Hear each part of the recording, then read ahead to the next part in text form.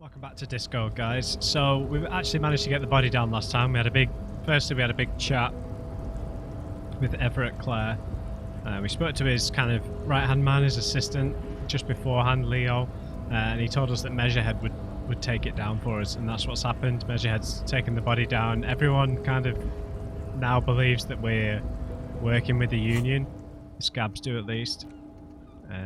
So I imagine there's some foul play here. Measurehead's probably taken something for himself, like the boots, or he's messed with it in some way.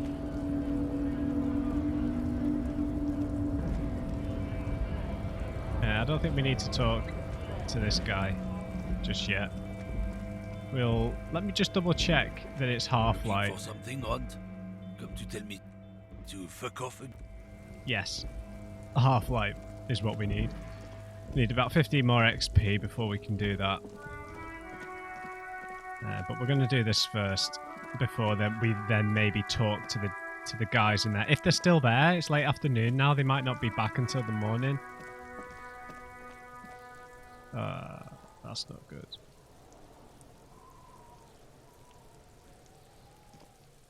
The corpse lies on the ground among the remains of an absolutely demolished pinewood branch. It's gently laid on one side. Beautiful. Wipe a tear from your eye. Well, it's down. Celebrate in a more reserved manner. Yes. Mr. Measurehead has done a good job. Nothing is too broken or compromised. The victim is ready for a field autopsy. The lieutenant nods approvingly. A field autopsy? Yes. 1. Investigation of the scene. 2. Initial examination of the victim. 3. Field autopsy. 4. Transportation of the body to the morgue. We are on number 3. The fuck are they on about? Oh, leave it out, Kudo. It's gonna cut his shit up. Don't we have someone else for this? A doctor? Yeah, got it. The lieutenant adjusts his glasses and takes a deep breath. First, what exactly is a field autopsy? Tell me something, dead man. Try to remove his boobs. What exactly do we need to do? Come on, officer. You know what a field autopsy is. You've done 100 of them. Alright, let's go. There truly is a time for everything, even for yellow gardening gloves. However, they are lacking hygienically. I suggest you get in there in limited capacity. What do you mean? I mean when I need you to. Until then, I should handle physical contact, and you should take notes. We just fill this in, right? Show him the red field autopsy form in your ledger. That's right. He nods. You knew it because you inspected your ledger. The lieutenant is relieved you know the protocol. So we could still talk to him again. We could still try and get his boots off. Let's do the autopsy first. Open your ledger and the field autopsy form. The dead man stares in silence as you crack open the ledger. The bright red paper is covered in boxes and lists, describing the condition of his skin and organs in 3 parts. Above those, an 11-field info form needs filling out first. It begins with... Begin 1, assistant. Let's jump ahead to the 3-part summary. Let's pause this autopsy. Part 1. That's you. Write the initials. This is probably our name, but yeah, HDB. The corpse is indifferent to your scribblings, just lies there. The next box says... Coroner's case number. KK57-0803.0815. Got you, Gimme. Next. Name. NA. Next. Date of birth. NA. Approximate age. Roughly 50.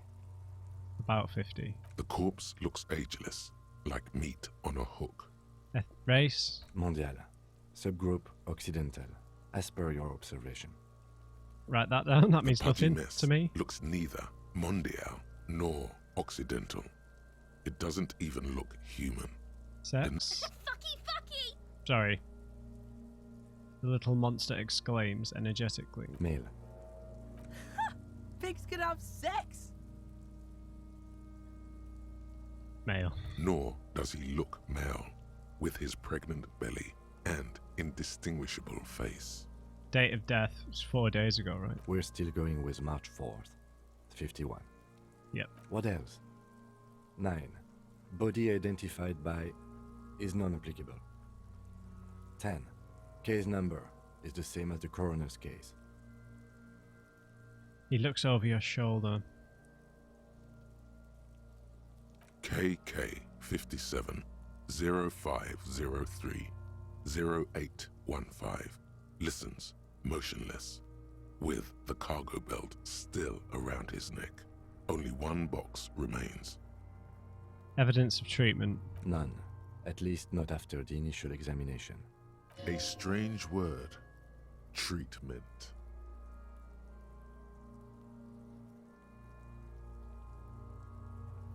What exactly does this mean, treatment? Interfering with the body's position or wounds post-mortem. How did you not know that? Aren't you a cop? You're leaving a weak impression here. Say something sure-handed. I mean, we've shot him in the chest.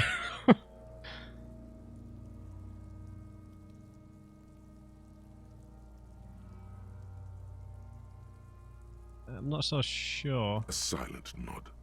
The lieutenant places his gloved hand on the corpse's chest, as if in preparation.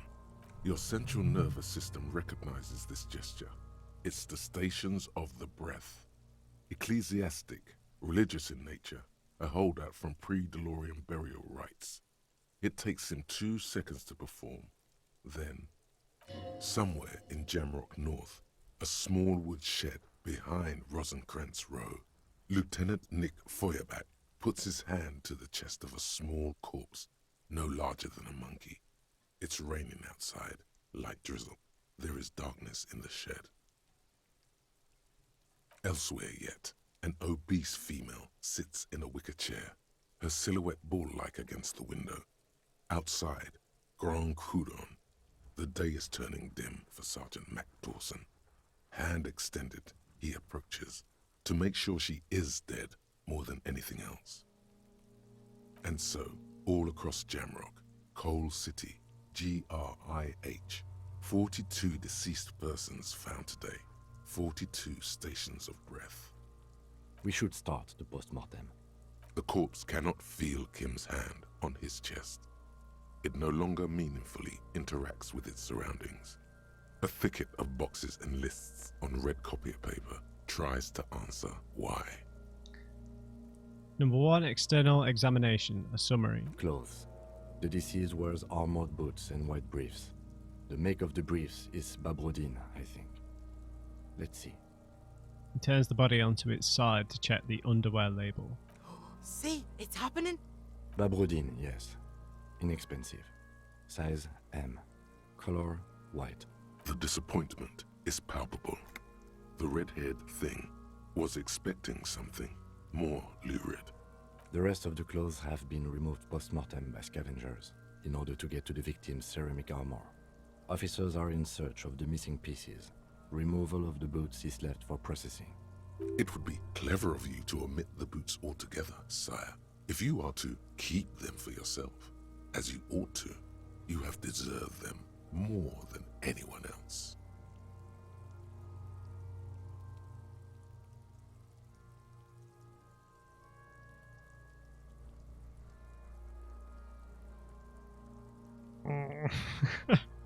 We're not going to complete that side quest if we don't get the boots, right?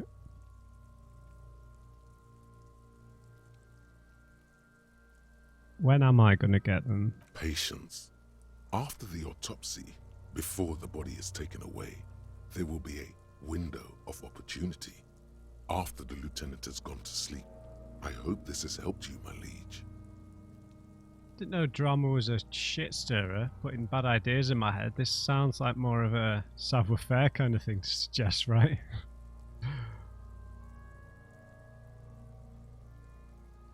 It's weird. Kim's presence really affects our behaviour in a lot of ways, right?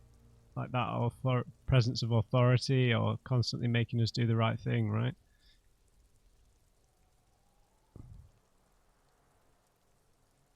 But you know, we do consistently, if we want to go behind his back, we have to go out after dark.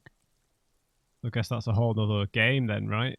Doing a lot of investigating after it's got turned dark, which I think I will try and do.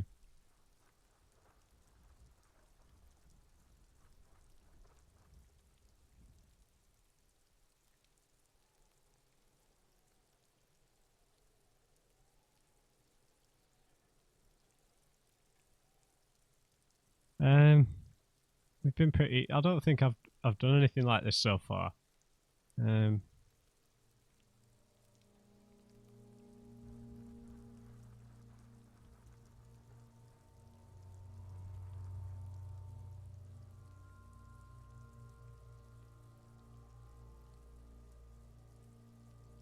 going to omit the boots. Let's be naughty for once. Tattoos.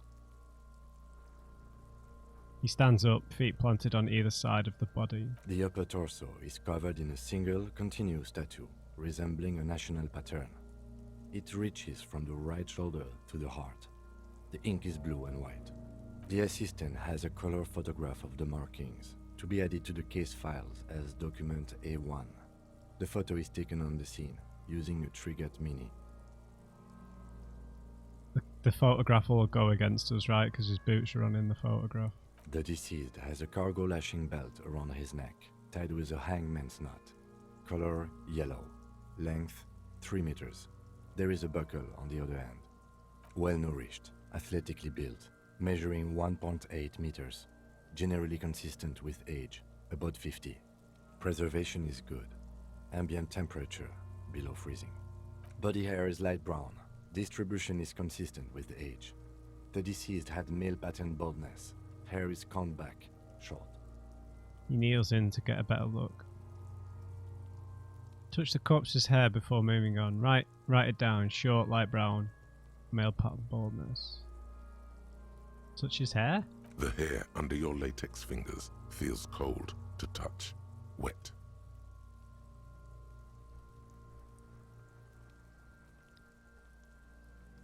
Why would we stroke his hair? This feels a bit odd. Stroke his hair? The stench is suffocating. Strands of dark brown hair start sticking to the latex of the glove, like thread off a rag doll's head. There must be brilliantine in there. He's combed his hair back with oil.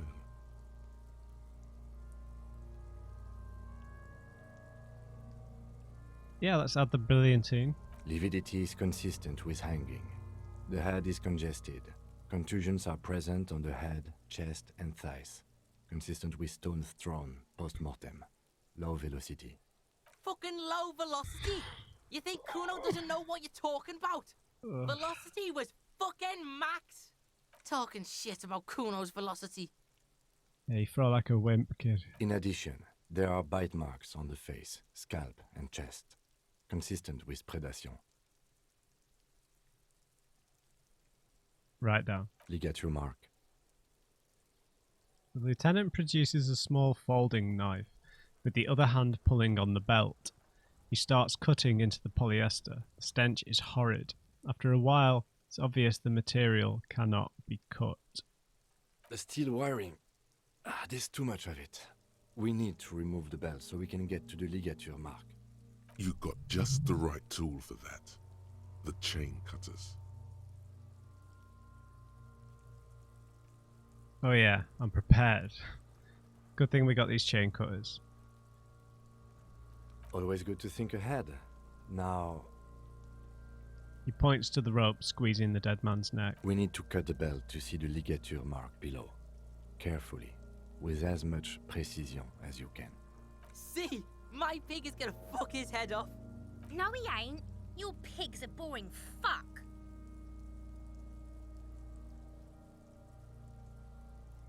Look for a good spot to cut. The belt is equally tight around the whole circumference of his neck, swelling over the edges like white bread rising from the east. The knot is the weak spot. The chain cutters fit in there, steady now, like a flower arranger, 2 cuts and it should come loose. I'm no one's pig, Kuno. You are? You're Kuno's pig?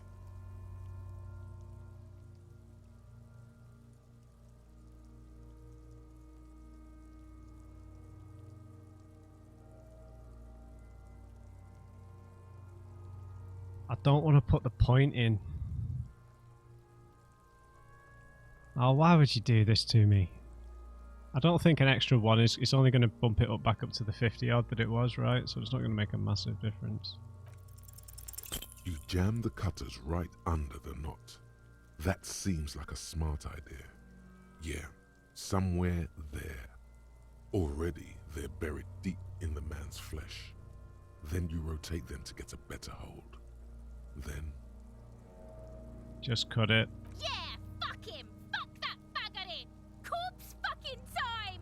Told you my pig was hardcore. I should have a go first. I think I have a strategy. He steps in and takes the chain cutters from you. Go on then, Gimme. He sinks the cutters into the knot, preparing to perform the cuts, with his elbow to his knee for precision. Snap. The knot is slashed. Another cut and the belt falls apart like a flower bouquet, revealing the dead man's neck and the dark red ligature mark around it. Here. He hands you the chain cutters back and then kneels closer to the body, running his finger along the dark red groove until he comes to a gap. The rope rises to a point, He says, leaving a gap in the ligature mark. The suspension point is in the back of the neck, on the nape. Hemorrhaging is observed on the skin, above and below the ligature mark. The mark is well pronounced, consistent with a drop from 1 or 1.5 meters. Chest is intact, normal contour. Abdomen is protuberant, pelvis intact, genitalia... No! Let's get out and see! I fucking knew it! This is clearly what they've been waiting for, ever since the autopsy began. The lieutenant is trying to make it as boring as possible. Genitalia is male and unremarkable. No evidence of injury. does it look like he was enjoying his moment of death?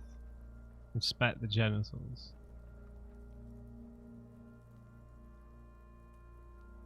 Write it down and move on. Back is symmetrical and intact. Upper and lower extremities are intact, but asymmetrical. There are combat injuries on the right hand, thigh, and hip. He struggles to turn the corpse on its side. In addition, I see smaller, residual scars, too numerous to count, covering about 30% of his skin. Last item, hands. He takes the man's right hand in his, inspects it, then moves on to the other hand. Let's see for ourselves. His flesh is cold, icy. Pleased to meet you. Where are you from? And what's your name? I'm Harry Dubois. I'm only fucking with you. I know where you're from. From Cappadocia. And your name is Il Kobo. What can I do for you, Il Kobo di Cappadocia? Did you like it when I stroked your hair? I did, Kobo, I did. Reminded me of when I was just a small boy. Before this happened to my face and my body. You did me a kindness there. We should do this more often. Be close like this. I mean... Hands are clean. No sign of injury from struggling. The dead man's fingers... The lieutenant concludes. The dead man's fingers slip from your hand, cold and sausage-like. Were we expecting any? I was. Maybe I'm just not seeing them. Honestly, the stench is making it hard for me to think at the moment. Working so close to the fumes coming from the corpse must be hard. You realize suddenly that the lieutenant has been barely keeping it together these past 2 items. Ooh. That's all for the external. Well done. What next? Internal. He turns to the side to breathe. It's not enough. He buries his face in the sleeve of his jacket. You hear a muffled voice. Internal examination, I'm afraid, Gimme. Central nervous system. I have nothing. Do you have anything on this man's central nervous system? He says and then concludes abruptly. You don't even have a joke. Nope. Musculoskeletal. Purge fluid is coming from the mouth. Not injury related. Eyes and tongue protuberant. Hyoid bone. Let's see.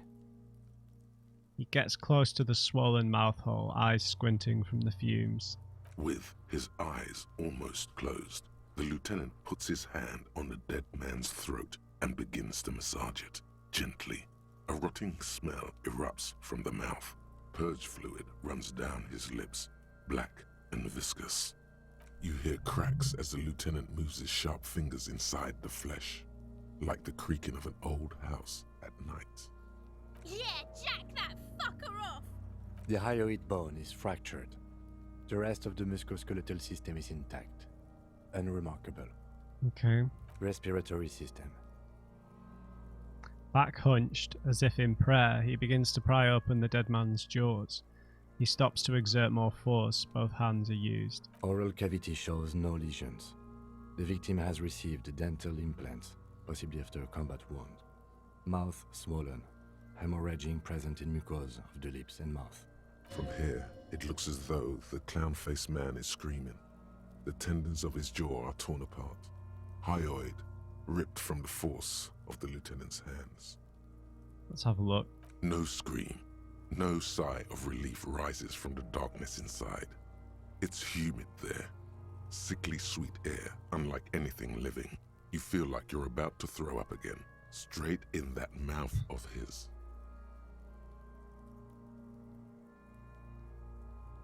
Let's just write it down then, we don't want to throw up on it. Hepatobiliary. NA. Do we not have anything? Are you a hepatobiliary expert? He looks at the corpse's stomach with a mixture of tiredness and disgust. I don't think so. Neither am I. And that's it? That's it. Fine. Same for toxicology and serology. NA. Both? Unless you have untapped reservoirs of knowledge there. The completionist in me wonders if there's something we could still do. Like a toxicology screening? At this stage, I doubt processing will find anything, even if he was brimming with cocaine. But still, you should add a request. Sure. Cardiovascular. The body exhibits heavy lividity. Blood has gathered in the hands, feet, and neck. Hypostasis is visually consistent with the hanging. Gastrointestinal.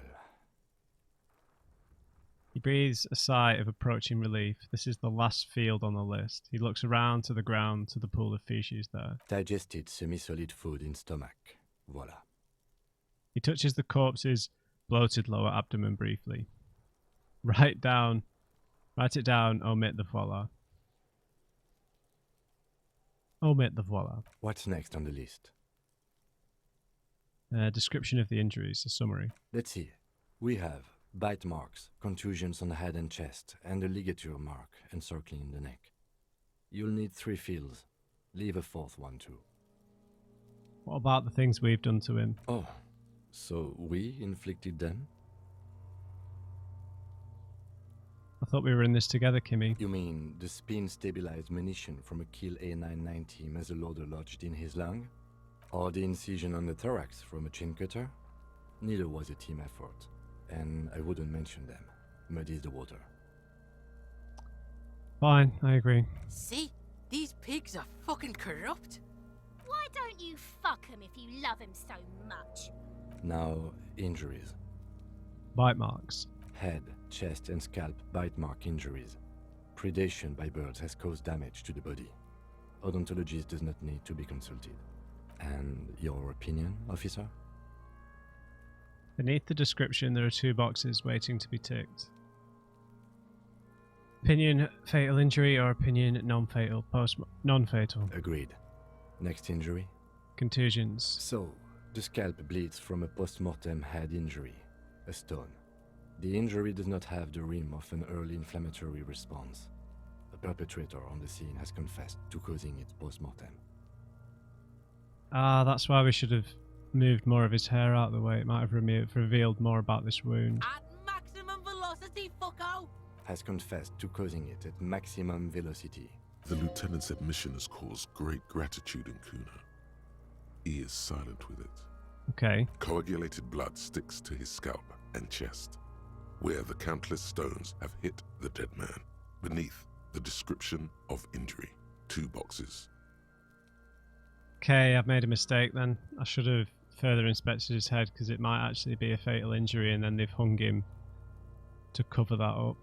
But with the information we've got, it's non-fatal. Right. Next, The ligature mark.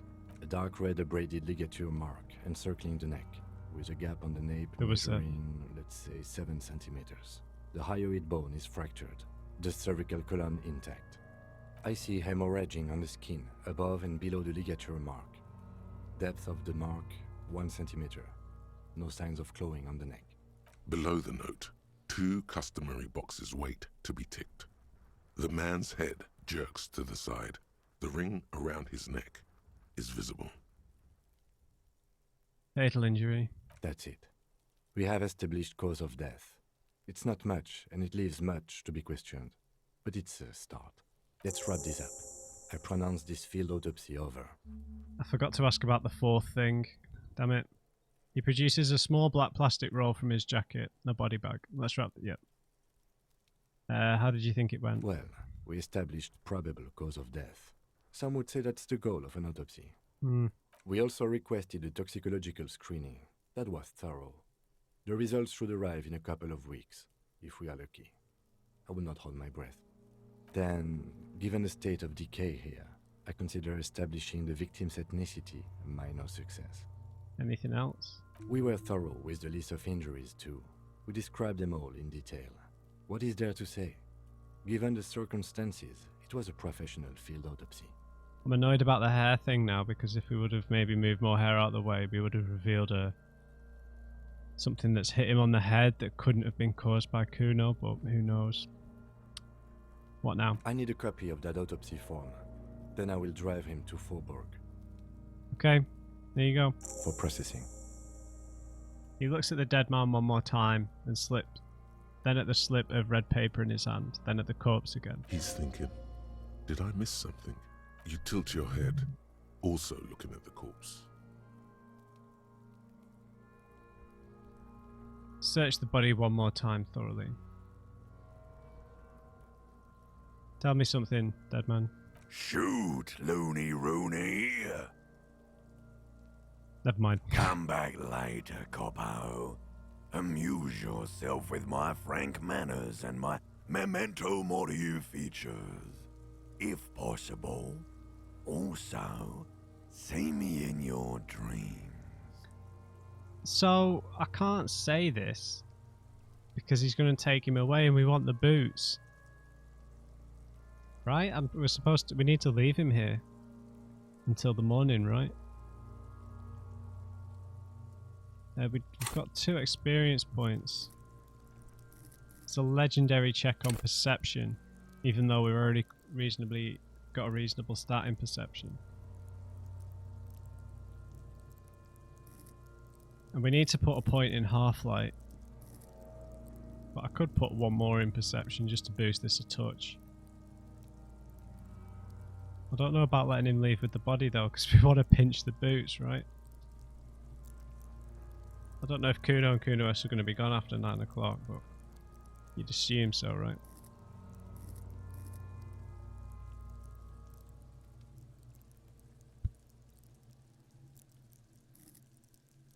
We've got 2 skill points, and we can't put any more into Half-Light in terms of skill points, so we might as well put 1 into perception just to see if this works. No, we shouldn't. We should go for it, and then if it doesn't work, put another point into it. Right? Yeah. You run your hands over the victim's cold body, his limbs, his torso with its swollen organs. Maybe you should be more thorough. Look in his pants again. Look under his fingernails like Kim already did. You pull down his breeches. Marbling is present around the crotch. The penis has shrunk, crawling halfway back inside him. There is nothing mysterious or noteworthy here. Can't get enough of that dick. Do you think we missed something?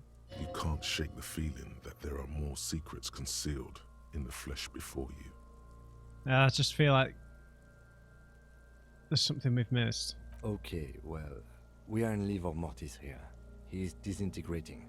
We need to refrigerate the body if we want to conduct another examination, and we need to do it fast. Where do we find a fridge? It would have to be industrial in size. Let's start by asking Gart at the Whirling in Rags and the Fritz store down at the gates. If they don't know, but only if all else fails. His voice trails off and his gaze settles on Kuno. Fuck are you looking at, Beano, man? You want a piece of the Kuno? Wanna get fucked? Only if all else fails. I need to take another look. Hurry. This is one task we cannot sideline. With every hour, whatever we are looking for will become harder to find.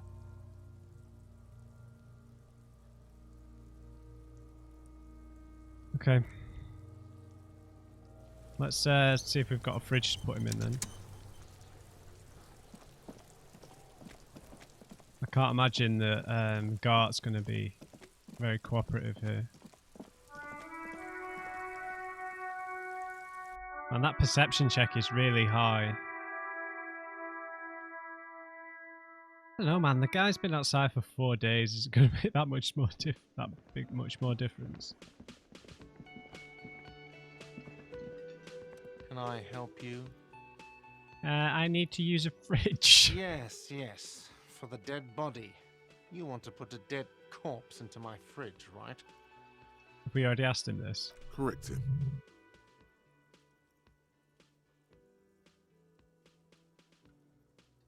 No, we want to put a very important dead body into your fridge. I don't care. You're not putting a dead body into my fridge. I'm not even going to ask why. This is a culinary establishment, not a morgue. You don't have to ask me why you can't store a dead body in my kitchen. It would only be for... Lieutenant, you too? You're asking too? No. The answer is no. I will not turn this place into some kind of macabre circus. Wow. Turned the lieutenant off like he was a busted old radio. He really is the lord of his realm. Let's go talk to the Frit clerk. Okay. That was a long shot, let's admit it.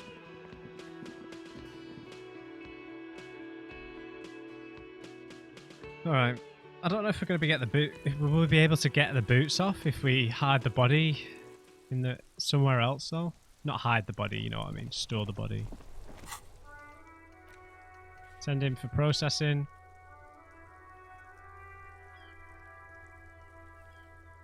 Okay. Kuno. Why would we ask Kuno for a fridge? That's such a terrible idea. That's what we're going to have to do, though, isn't it?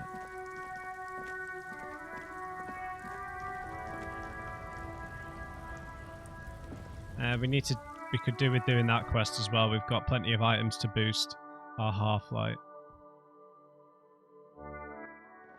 Hello there, moody teenager. Is this about the questions again? You have Because I don't really know anything. You have a fridge? Right behind you. Yes, this is a fridge. Wicked. Yeah. I need to put a dead body in there. You're joking, right? She keeps chewing on her gum. Yeah, this was just a joke. Measure the fridge with your fingers. One eye closed. Never mind, it'd never fit. No, I'm not joking. I need to store a corpse of the corpse of the hanged man in your fridge. Okay. It wouldn't even fit, you know. Now that I'm looking at it, maybe a glass-doored fridge in a public grocery store isn't the best option for storing a corpse. Well, thanks anyway, Freak Clerk. Okay. Oh wait, hang on. Is this about the questions again? Does Freak have a warehouse in the back? I don't really know anything. In the back of the Whirling in Rags. A warehouse? I don't know. Maybe. I don't really care what Frit does. It's important. Come on. She scrunches up her face into an expression of consummate adolescent skepticism. Fine. Frit doesn't have a warehouse. Just a little back room here. Okay? She turns back to her magazine without waiting for you to respond. Crap. The tear machine steps. Your bottles clunk into.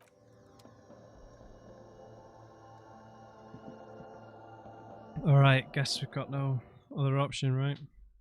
But to ask Kuno if he's got a fridge. Oh, this investigation goes from bad to worse. Right, well, I'm gonna ask this guy for information now.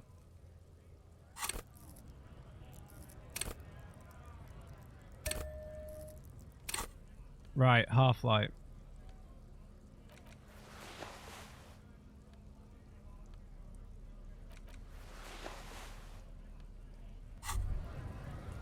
Damn, that felt good.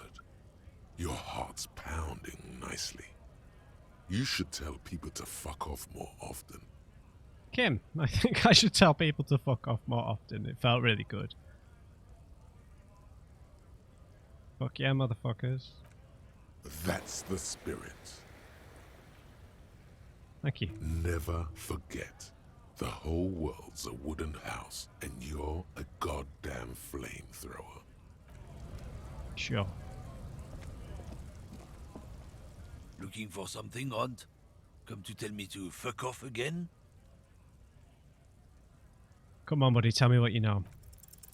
Men like this only respect two things: strength and fear. Show me her lorry right fucking now. The lady driver's lorry. Where is it? Fuck you, I told you. I'm not gonna... There.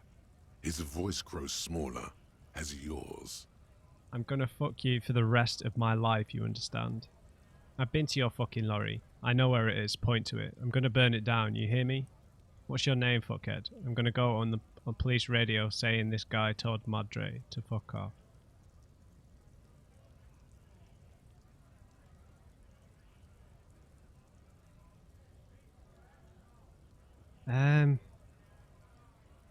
This is something specific, so this might be better. I've been to your fucking lorry. I know where it is.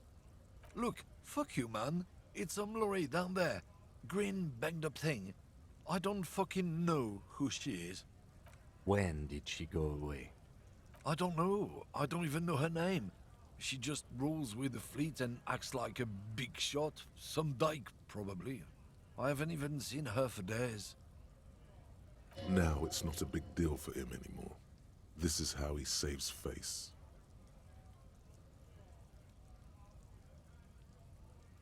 Where exactly is her lorry? Past the monument. Down there. The Green Temple. Now leave me the fuck alone, okay? A small temple by the monument. Green. Let's get into that lorry.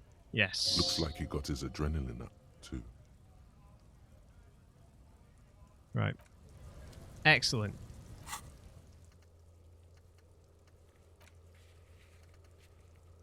Search through the lady driver's lorry cabin near the monument.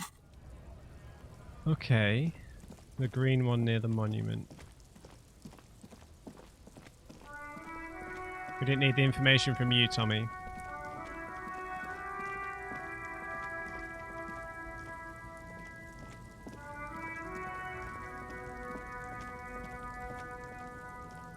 Which one would that be? Down here? This one? Yeah. This green found, A to Z, contemporaire, is parked in the shadow of the ruins looming overhead. It's seen better days. This must be the one he told us about. Unless he was lying. The lieutenant peeks inside. Try to peek in the window. The glass on the side windows is tinted and covered with dust. You can barely make out the shape of a seat and two steering levers. It feels like you're peeking into someone's home residence. Inside it's private, cozy, warm, dusty too. How are we going to get this open, Gimme? Use the pry bar to smash the window. Open it from the inside. Really? This has been hard enough. No need to make it any harder. Oh, the tool's not equipped. The door is locked. The handle looks shiny, like it's recently replaced. There's no pick in this lock. The owner has put special care into it. It's a recessed design. Alright, let's get that equipped.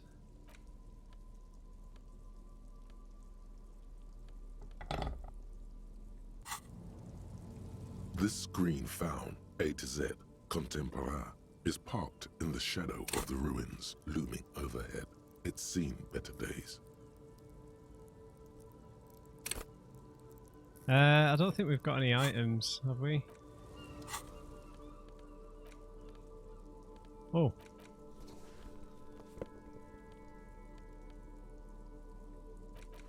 Beautiful.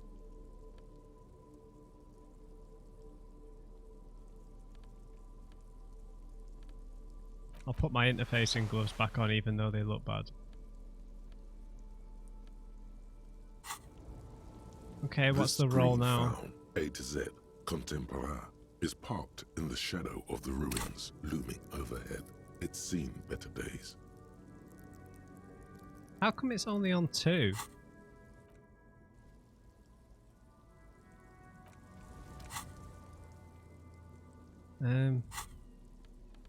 Didn't we equip several things? Physical instrument +1. Was that it?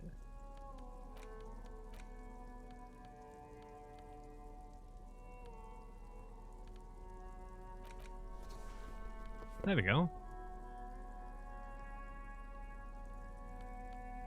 A physical instrument. Oh, it was. They were both shirts. Damn it.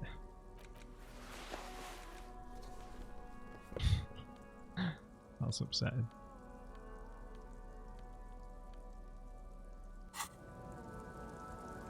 This screen found, A to Z, contemporaire, is parked in the shadow of the ruins looming overhead.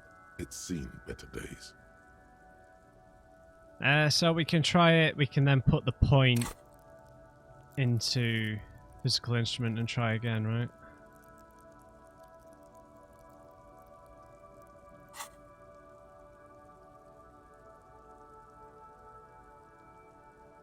That's really frustrating that that's so low. It's never going to hit. I've not hit one this low. I mean, it could happen because we've missed like 70-80% pluses, right? Am I remembering right? With a firm grip, you raise the pry bar, a glint of light catching on the tip. Call What? down the hammer of truth and justice. Release your secrets, lorry cabin. Say fuck the police and then smash it. Say welcome to Revachol window and smash it. Welcome to Revachol. The window shatters and droplets of glass fly everywhere, shattering over the lorry floor and pavement. Subtle. Says the lieutenant and sticks his hand in the window like a common car thief and opens it. The smell of cigarettes and perfume welcomes you. The cabin inside is plastered with old movie posters. Actresses smile from the walls. There's a radio transmitter in the front and a toolbox tucked under the driver's seat. Some tools lie scattered near the pedals. There's something odd about the passenger seat. The seating fabric has been pulled tight over the lower side of the seat where the toolbox should be. Okay. Let's have a look at the toolbox. A metallic drawer slides out from the seat. It's empty, except for a folded newspaper. Let's have a look at the newspaper. It's an issue of Peripherique from last Wednesday. A piece of paper falls out from its pages. A note. It looks like an article ripped out from a radio enthusiast magazine. Complex mathematical equations explain the basics of something called the ULAN frequency system. The ULAN frequency system? I've never heard of that before. I know of FM, AM, UKV, but... His thought trails off. The lieutenant leans over your shoulder to examine the note. Okay. So maybe they use, it's like a private communications or private radio station. The pull-out toolbox slides back into its nest. The rest is as it was. Posters, a radio, dust on the windows. The posters. These are movie posters featuring starlets from long-forgotten films from the 20s, the teens, even the 90s of the last century. One of them particularly catches your eye, a centerfold of an ingenue attached right above the back seat. There's definitely perfume in the air. It's spicy, with a hint of amberette, wafting through the bitter air of the cabin. What's the smell? The remnants of a sweet juniper-scented perfume, probably grenade number 5. Study the centerfold. The actress is draped in a sheath dress, one of her shoulders bared. The faded remains of an autograph run across the poster. She's looking past the camera. A feeling of tenderness washes over you. A longing even, perhaps. And gentle tragedy. Enough of this. The actresses and the rare actor all smile you a warm goodbye. A radio transmitter is attached to the dashboard and a toolbox sits under the driver's seat. What about the radio? Looks like the frequency dial is absent. It requires a key to work, but the key has been removed, likely by the missing lady driver. Strange. There are so many radio stations saved here. Must be over 100 at least. It has to be an advanced model to fit so many frequencies next to each other without blending them together.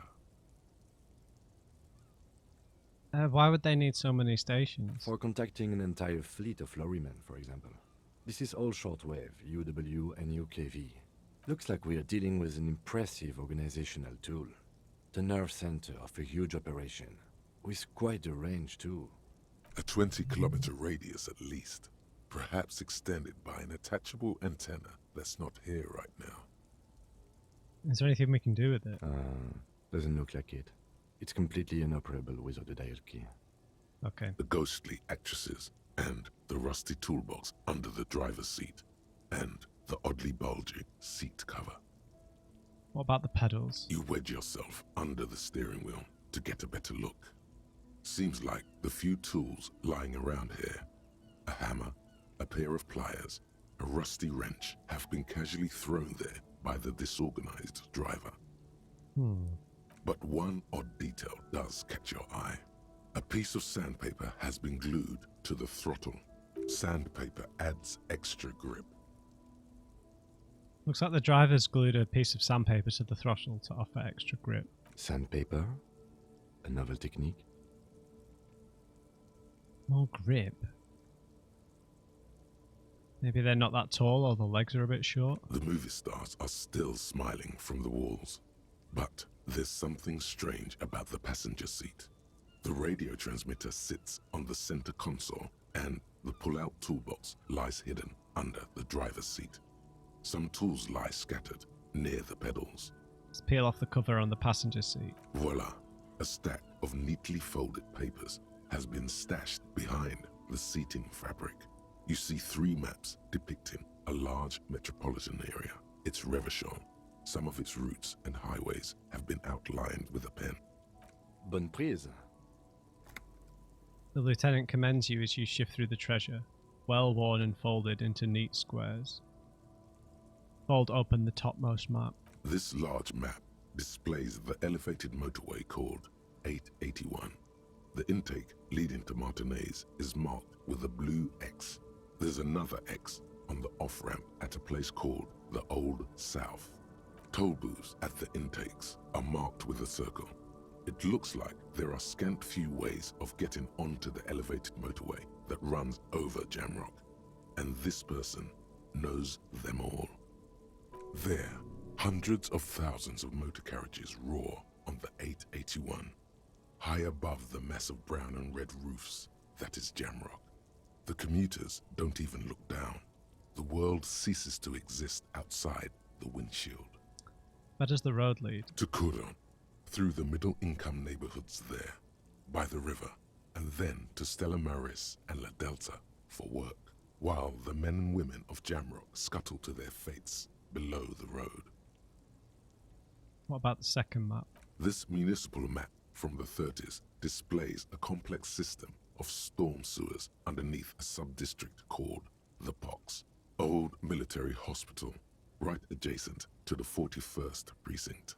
No storm will ever drown Revachol, the great solution to the riddle of history.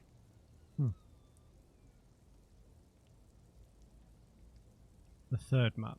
The final map displays a labyrinth of service tunnels left over from the construction of Motorway 881.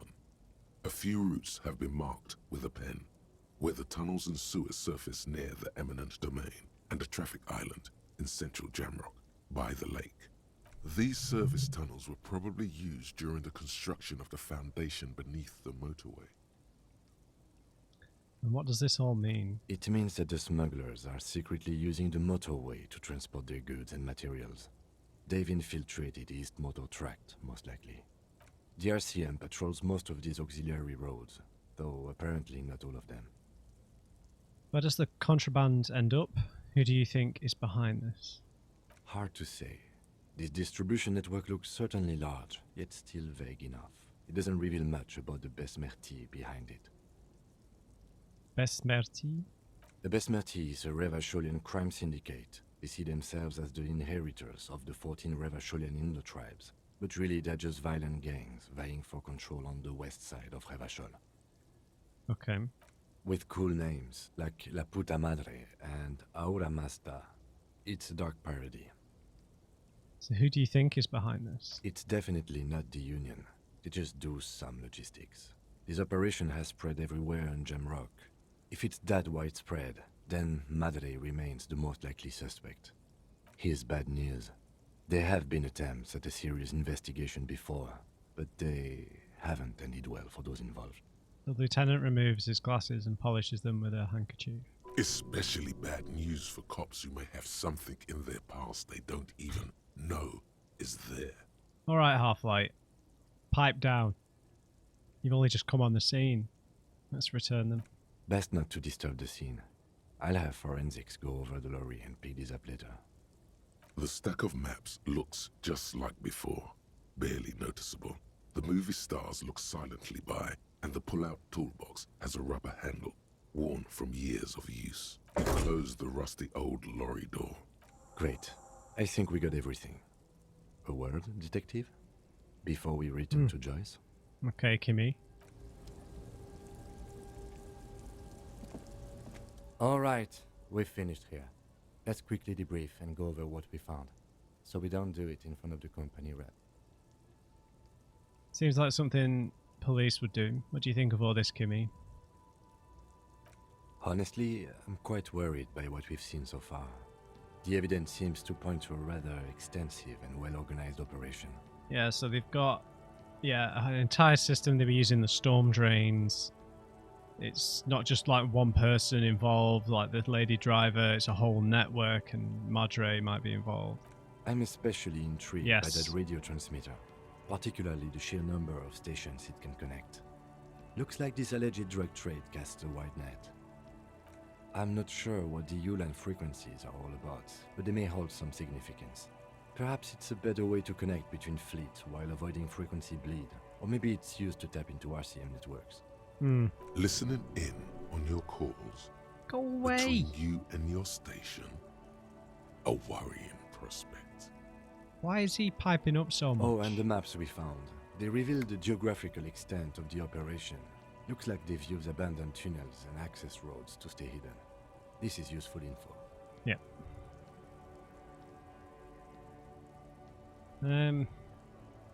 Is this connected to the Union? We didn't find anything conclusive linking them to the smuggling operation. But somehow, I doubt that Evrard Clare would be oblivious to something like this happening right under his nose. My suggestion is, we use it against the Union in any way we can, to our own ends. It's a slippery hill, but we just might be able to pin them down, indirectly, down the road. Okay. In short, this is a future angle. Possibly a good one.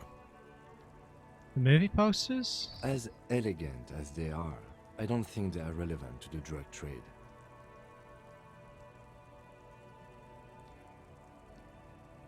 Could it be connected to an actor or the film industry? I'm going to say no. I don't think the RCM will, but will they open an investigation? If Madre is involved, probably not. We should return to the murder case. See what Joyce tells us about the lynching. When we are done for the day, I call my station and suggest our narcotics department look into it. There are more than enough grounds to start an official investigation, sometime later when we are done here. We do not want to get caught in that. He stops to think. What are you thinking, Gimme? The fact that one hasn't started already gives me pause. An investigation, I mean. Especially if the Madrid grouping is involved, and I can't imagine they aren't. It's certainly worrisome. I mean, it could be corruption, but it could just be genuine fear, right? All the same, I don't like the idea of internal affairs descending on the matter. That won't help anyone either. Okay. Debrief over. After you. Alright, guys. Interesting. We've done the autopsy on the body. We don't have anywhere to store it. We've tried to... We want to try and get hold of the boots. Yeah, I'm taking these off right now.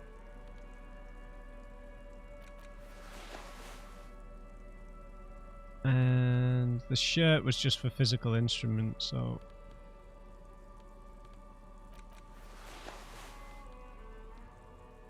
Yeah.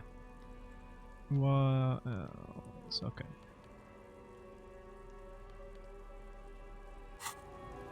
Yeah, so... We maybe need to ask Kuno for a fridge, as weird as that sounds, but that's what we might need to do, because if we want to get the boots, we can't let the body go to the morgue. We'll go talk to Joyce in the next episode, see what she reveals. So yeah, we'll leave it there. I hope you enjoyed this episode. Leave me a like on the video if you did. Just remember, everybody, never trust an uncrate. See you back in Revachol.